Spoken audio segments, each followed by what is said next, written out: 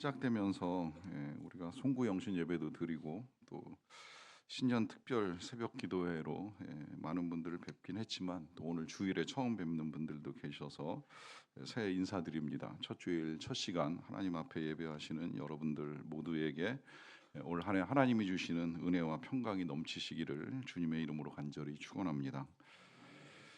힘든 한 해를 보내셨기에 더욱 하나님의 크신 은혜와 평강이 넘치기를 바라는 마음입니다. 특별히 새해 되면 이제 우리가 복을 받으시라, 또 복을 누리시라, 내지는 이제 형통하시라, 이제 이런 인사 많이 나누게 되는데 이번에는 특별히 은혜와 평강을 축복합니다. 왜냐하면 이제 우리에게 있어서 이제 복도 필요하고 뭐 형통함도 필요하고 또 지난 주간에는 이제 믿음도 있어야 되고 소망도 있어야 되고 사랑도 있어야 된다는 것을 확인하긴 했지만 못지않게 이 은혜와 평강도 중요하기 때문입니다. 이 은혜와 평강이 있기를 이제 오늘 말씀의 제목인데 제목 딱 보는 순간에 들어보시고 기억하시는 분이 계실 거라고 생각이 들어요. 2017년도에 제가 에베소서 가지고 주일날 이제 7개월 동안 말씀을 나누는데 그때 송구 영신 예배를 드리면서 이제 첫날 첫 시간에 비슷한 제목 은혜와 평강이 있을지어다라고 하는 제목으로 새해 첫 말씀을 나눴습니다. 그 말씀을 나누고 그 한 해를 보내는 동안에 연말 즈음에 이제 우리 한 성도님께서 그런 말씀하시더라고요. 송구 영신 예배 때 주신 말씀 기억합니다. 그 말씀 은혜와 평강으로 한 해를 붙들고 살았습니다 하는 이제 고백을 들었어요. 사실 말씀이라고 하는 것이 늘 기억해야 된다는 사실을 우리가 알면서도 또 생각처럼 잘 기억 안 될 때 많잖아요. 어떤 땐 뭐 들은 내용은 둘째치고라도 제목조차 이제 기억이 안 될 때도 많은데 그 분명한 제목과 함께 이제 그 내용과 의미까지 기억하고 아주 힘든 한 해를 보내면서 하나님의 은혜 기대하고 또 은혜 힘입고 더 나아가 하나님 주시는 평강으로 이 모든 것들을 이길 수 있었다는 고백이 귀하다는 생각이 들었습니다. 뭐 지금 보면 상황이 이제 비슷해요. 그분의 개인 상황을 말씀드리는 것이 아니라 우리가 겪어나가는 시기가 2018년 초하고 이제 유사한 면이 많이 있습니다. 그런데 이 시기가 비슷하기 때문만에 이제 이것을 우리가 축복하고 나누는 것은 절대 아닙니다. 이제부터 앞으로 한 8개월 정도 될 것 같은데요. 제가 여러분들하고 나누려고 하는 말씀은 이제 골로새서 말씀입니다. 이 골로새서 어떻게 이해하고 알고 계시는지 모르겠는데 저 개인으로는 이제 에베소서나 이제 빌립보서하고 조금 이제 다른 특성을 가지고 있어요. 에베소서 말씀은 중간 중간에 우리가 이제 인용해서 많이 이제 들었던 내용들이 들어 있고요. 빌립보서 같으면 뭐 기쁨의 서신으로 이제 우리에게 기쁨을 강조하는 내용으로 이제 많이 알려져 있습니다. 물론 그렇다고 해서 골로새서 말씀 아주 낯선 건 아니에요. 아마 이제 중간 중간 저와 같이 이렇게 읽어 나가다 보면 이 말씀 들어봤지 알고 있지 하는 말씀들을 만나기는 할 거예요. 그런데 이 골로새는 사실 우리에게 이렇게 널리 알려져 있는 지역도 아니고 또 이제 널리 알려져 있는 편지도 아니에요. 이제 그러다 보니까 사실 제가 보통 수요일이나 금요일에 강해를 해왔던 이제 말씀 중에 골로새서는 다뤄보질 못했어요. 이제 새벽에 본문 전체를 읽어 나가면서 한 두 번 정도 이제 지나오며 읽기는 했지만 이 골로새서를 강해를 해본 적은 없습니다. 그럼에도 불구하고 언젠가 기회가 되면 이제 꼭 해보고 싶다라고 하는 이제 마음을 가지고 있었는데 이제 그게 이때가 아닌가 하는 생각을 하게 된 거예요. 이런 생각을 하게 된 건 이 골로새서가 가지고 있는 골로새서만의 특징이 있기는 합니다만은 그러나 그 가운데 중요한 건 복음이 담겨 있다는 거예요. 복음의 진리가 잘 정리되어 있습니다. 그래서 우리가 이참에 다시 한번 골로새서를 통해서 우리가 믿고 있는 바 이 복음의 내용이 무엇인지, 우리가 정말 참 붙들고 가야 되는 진리가 무엇인지를 좀 더 세밀하고 정확하게 그리고 깊이 있게 볼 수 있는 시간이 되었으면 좋겠다라고 하는 생각입니다. 그 가운데 이제 오늘은 시작하면서 1절과 2절을 보게 되는데 이 1, 2절은 대부분의 이제 바울의 편지가 가지고 있는 형식처럼 자신을 소개하고 또 받는 사람들을 말하고 그 다음에는 이제 안부와 축복을 하는 것으로 쭉 진행이 됩니다. 1절은 이렇게 시작이 되는데요. 하나님의 뜻으로 말미암아 그리스도 예수의 사도가 된 바울과 형제 디모데가 편지를 쓴다 하는 것입니다. 자, 여기서 사도 바울이 또 다시 한번 자신을 소개합니다. 우리는 이 소개를 여러 번 보아왔지만 어떤 면에서는 이 골로새 교회 성도들은 이제 처음 접하는 바울에 대한 소개라고도 할 수가 있는데 자신을 사도라고 소개합니다. 그런데 이 사도라는 소개보다 우리가 오늘 먼저 눈여겨봐야 될 것은 하나님의 뜻으로 말미암아 사도가 되었다는 사실이지요. 그리스도인 여러 가지 특징이 있을 수 있어요. 그리스도인 그러면 항상 믿음과 소망과 사랑으로 사는 사람이다. 이렇게 정의할 수도 있는데 또 하나의 정의가 있다면 그것은 많은 삶의 상황들 속에서 하나님의 뜻을 이해하고 받아들이는 사람이 그리스도인입니다. 물론 모든 건 아니에요. 모든 걸 또 하나님의 뜻으로 착각을 하면 자신의 실수나 자신의 선택으로 얻게 된 결과를 가지고도 도대체 하나님의 뜻이 뭔지 모르겠다 이제 이런 질문들을 하세요. 아니면 또 주변에 있는 사람들 가족일 수도 있고 하여튼 관계된 누군가의 실수나 혹은 죄악으로 인해서 당하는 이 고난 속에서 하나님의 뜻을 찾는 경우도 있는데 그 모든 것들이 다 하나님의 뜻은 아니지만 하나님이 우리를 부르셨다, 하나님이 우리를 세우셨다, 이건 분명한 하나님의 뜻이라는 거예요. 이 사실을 사도 요한도 복음서를 통해서 우리에게 잘 가르쳐 주잖아요. 요한복음 1장 12, 13절을 보시면 영접하는 자 곧 그 이름을 믿는 자들에게는 하나님의 자녀가 되는 권세를 주셨으니 이는 혈통으로나 육정으로나 사람의 뜻으로 나지 아니하고 오직 하나님께로부터 난 자들이니라 합니다. 자, 여기 보시면 예수님을 영접하는 자는 하나님의 자녀라는 귀한 신분을 얻게 되는데 이거 혈통으로 된 거 아니라는 거예요. 이 말은 부모가 신앙인이었다고 해서 자녀가 동일하게 그리스도인이 된다? 절대 아닙니다. 모태신앙이라고 다 그리스도인은 아니라는 거죠. 그러면 육정으로 사람의 뜻으로 난 것이냐, 내가 되고 싶다고 해서 되는 것이냐, 되기 싫다고 해서 안 되는 것이냐, 아니라는 거예요. 다 하나님께로부터 난 자들만이 하나님의 뜻 가운데 하나님의 자녀가 되고 그 자녀된 권세를 누릴 수 있다라고 하는 의미입니다. 그런 의미에서 이제 우리가 성도가 되는 거, 더 나아가서 교회에서 필요한 직분을 받게 되는 이 모든 것들 하나님의 뜻이라고 생각을 하시면 돼요. 그래서 교회가 목사도 세우고 장로도 세우고 권사도 세우고 집사도 세우고 오늘 여기 주보 사이에 보시면 청지기 명단 있는데 이게 교회를 통해서 하나님이 세우신 거지 사람이 세우고 교회가 세웠다고 생각하실 이유가 없는 거예요. 어떤 봉사자도 심지어 목사 아니라 선교사일지라도 하나님이 세우시지 않고 어찌 그 일을 감당하겠습니까? 그러하기 때문에 우리가 어떤 직분을 받았든지 그 직분이 나에게 주어졌다라고 하면 하나님의 뜻인 줄 알고 그 다음에 이제 그 뜻에 따라 이제 행해 나가면 되는 거예요. 아까 우리가 겪게 되는 상황에서 하나님의 뜻을 구하는 사람들이 있을 수 있다는 말씀을 드렸는데 그 일이 이제 워낙 힘드니까 도대체 내가 왜 이런 일을 겪어야 되는지 하나님의 뜻을 모르겠다라고 하는 말씀 하시잖아요. 그 상황은 이해가 되는데 그 상황에서 정말 하나님의 뜻이 궁금하면 확정된 하나님의 뜻을 붙드십시오. 뭐예요? 항상 기뻐하시고요. 쉬지 말고 기도하시고 범사에 감사하시면 돼요.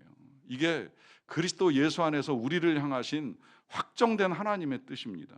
힘들어서 견딜 수 없으면 다시 기쁨을 회복하기 위해서 애쓰시고 그게 안 되면 기도하시면 되는 거예요. 그리고 지금 현재 주어진 상황들 감사할 것들을 찾아보십시오. 자, 이 뜻이 분명한 줄로 알고 믿으면 그 다음에 이제 우리에게 어떤 직분이 주어졌든지 그 직분을 우리가 받아들임에 있어서도 기쁨으로 받아들이고 감사함으로 섬기고 잘 섬기기 위해서 열심히 기도하면 되는 거예요. 다른 어떤 것이 필요한 것이 아니에요. 능력이 안 돼요? 시간이 안 돼요? 능력만큼 하세요. 시간만큼 하세요. 그 대신 기도하면서 하세요. 감사하면서 하시면 되는 거예요. 이 모든 것들에 하나님의 뜻이 있다라고 하는 말씀, 믿음을 가지고 순종하며 행해 나가면 되는 겁니다. 그러다 보니까 이 사도 바울이 편지 한 통을 쓰는 것도 자신의 생각에 따라 쓰는 게 아니잖아요. 여러분, 일반적으로 편지 그러면 어떤 내용이 담겨져 있어야 돼요? 상대방의 안부를 묻거나 아니면 지금 자신의 상황을 전달하는 게 편지의 주 목적이 아니겠습니까? 근데 사도 바울은 지금 이 편지를 그런 목적을 가지고 쓰지 않아요. 자기가 지금 감옥에 갇혀가지고 얼마나 힘든지 형편과 사정을 아뢰는 데 초점이 맞춰져 있지 않습니다. 물론 안부를 묻기도 하겠지만 그보다 더 중요한 건 하나님의 뜻에 따라 지금 이 교회의 성도들에게 필요한 것을 전달하는 데 집중을 하고 있습니다. 그러다 보니 이 편지가 성경이 되고 오늘 우리의 손에까지 들리게 된 거예요. 이게 얼마나 감사한 일이에요. 뭐 처음부터 바울이 내가 성경을 써야지라고 계획해서 썼겠습니까?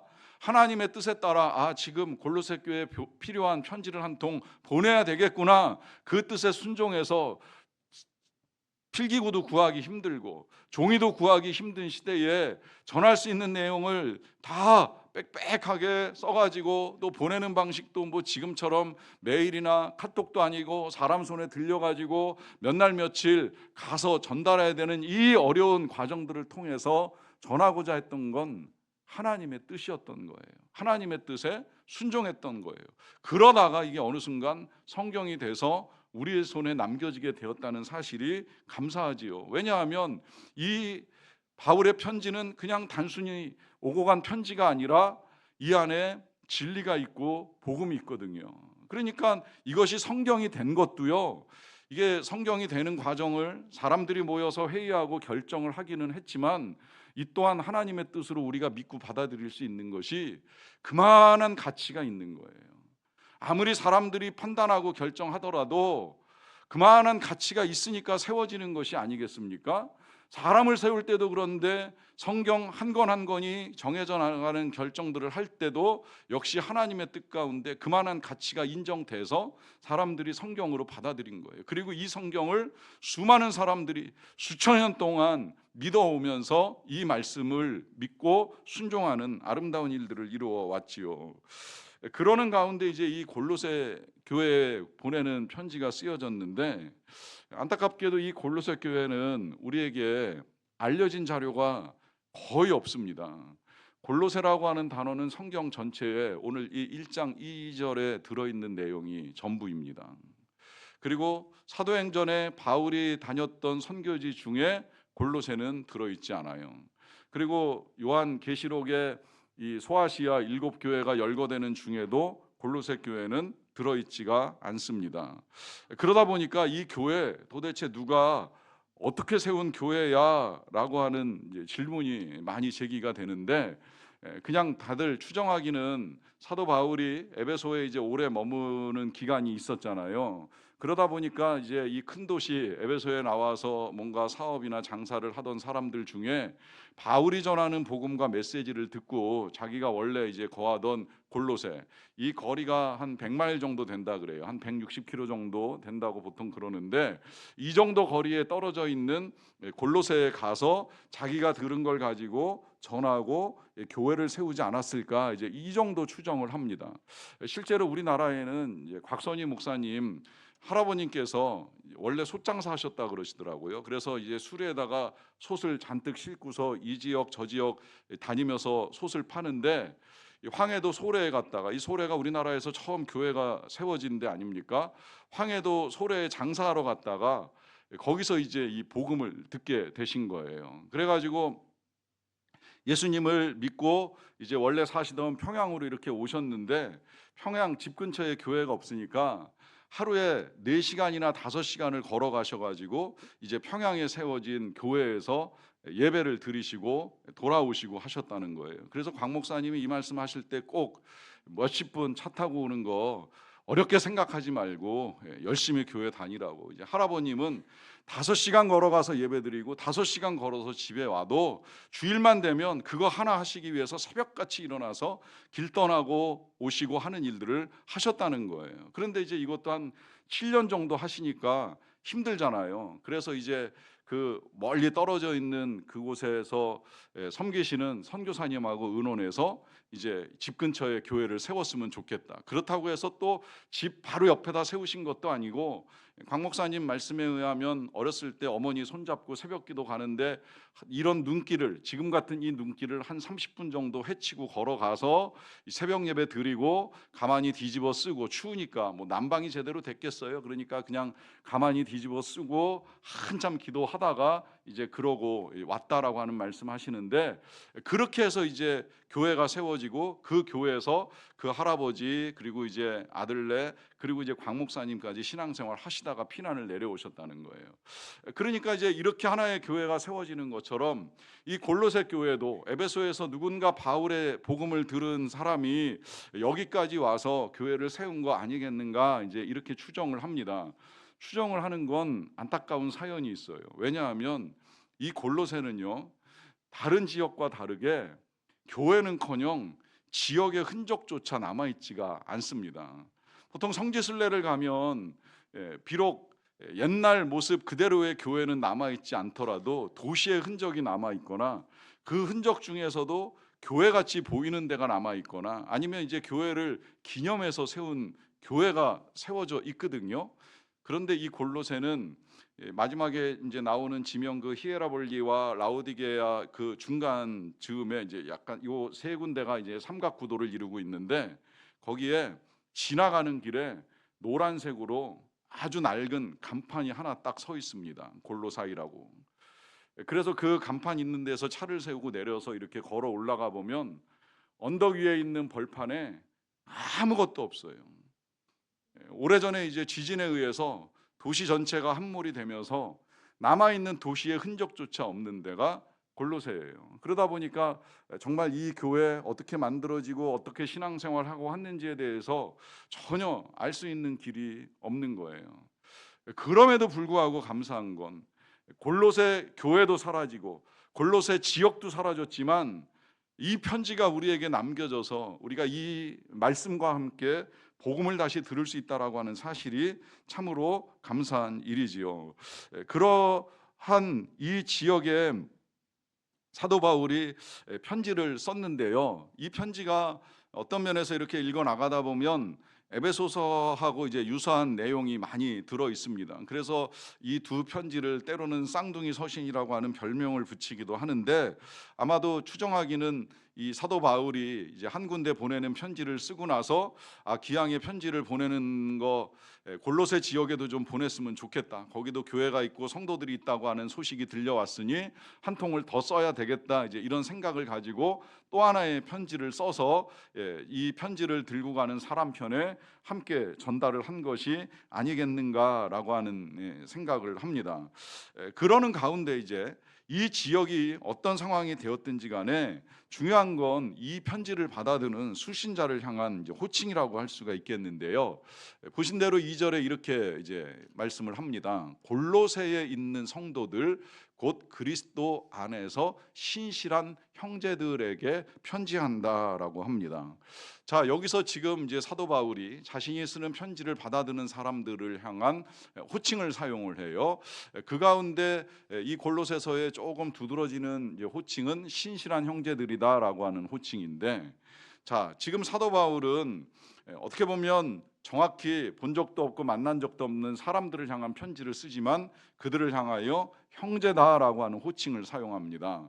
그리고 그냥 형제가 아니라 신실한 형제들이다라고 하는 호칭을 사용하는데, 신실하다는 말은 뭐 우리가 일반적으로 이해하고 있는 것처럼 믿음이 흔들림이 없이 굳건하게 지켜나가는 사람이라고 하겠지요.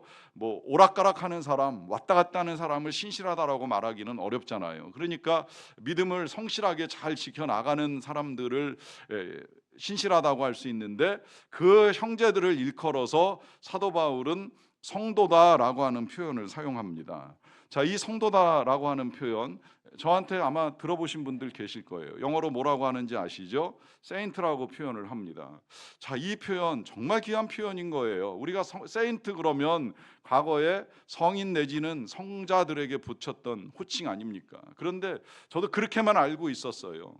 그런데 성도도 세인트더라고요. 저는 이 사실 되게 감사해요. 우리가 뭐라고 이런 호칭을 들을 수 있는가? 뭐 더 나아가서 뭐 다른 편지에는 거룩한 성도들이다라고까지 표현을 하는데, 우리가 감히 이런 표현을 들을 만한 사람이 되는가? 성도, 아니 성자, 성인, 그러면 뭔가 정말 대단히 거룩한 삶을 살았던 사람들이 들어야 될 호칭인데, 우리가 어찌 이런 호칭을 들을 수 있을까라고 했을 때, 감히 그런 호칭을 들을 수 있는 이유가 있지요. 그 이유가 이제 아까 그 2절 앞뒤에 들어있는 표현 때문인데요. 골로새에 있는 곧 그리스도 안에서 신실한 형제다라고 합니다. 자, 골로새의 그리스도 안에 있는 형제들, 이거 참 중요해요.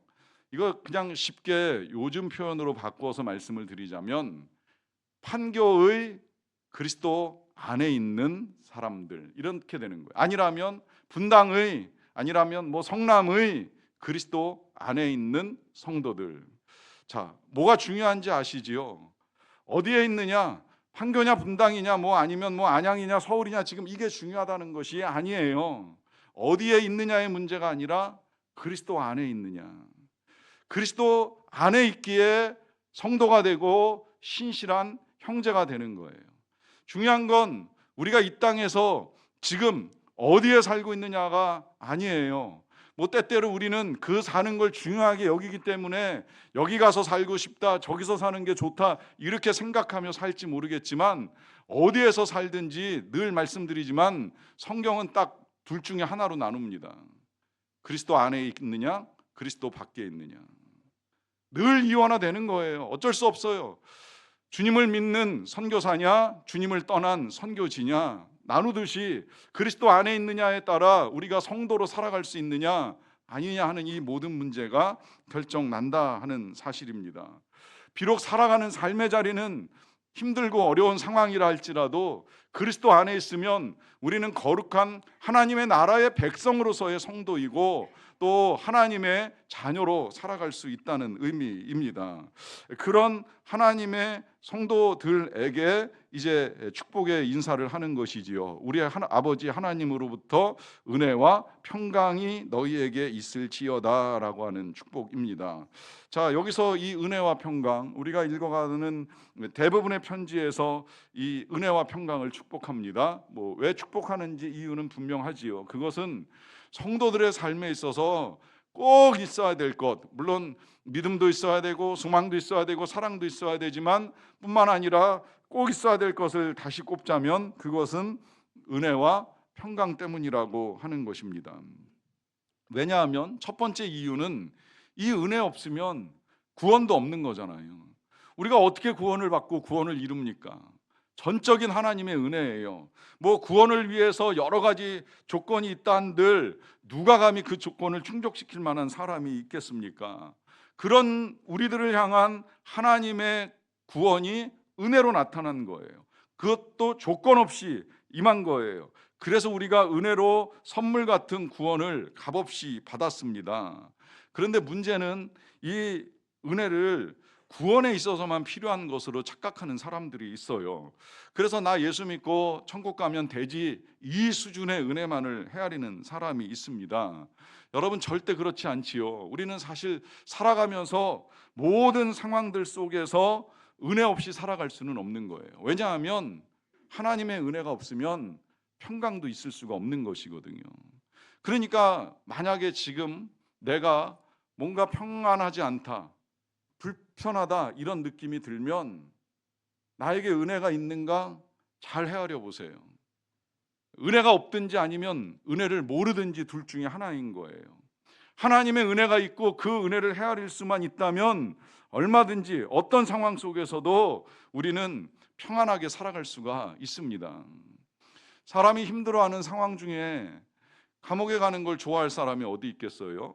그러니까 이 재판만 받으려고 하면 이걸 참 되게 힘들어하는 사람들이 있는데, 이런 상황 속에서 감옥에 들어가서 평안을 누린다? 쉬운 일은 아닐 거라고 생각이 들어요. 그런데 성경에 보면 감옥 속에서도 아주 편안하게 잠들어서 이 천사가 와서 깨울 때 옆구리를 칠 정도로 타격을 가해야지만 깰 수 있는 사람 이야기 아시죠? 사도 베드로가 그랬어요.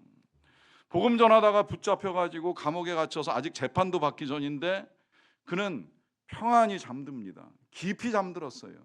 이게 어떻게 가능하겠습니까? 하나님의 은혜를 알기 때문이라고 하는 거예요. 그 은혜를 믿으니까 처해 있는 상황이 아무리 힘들어도 평안 가운데 누워 잘 수가 있습니다. 이게 현실적으로 가능할까?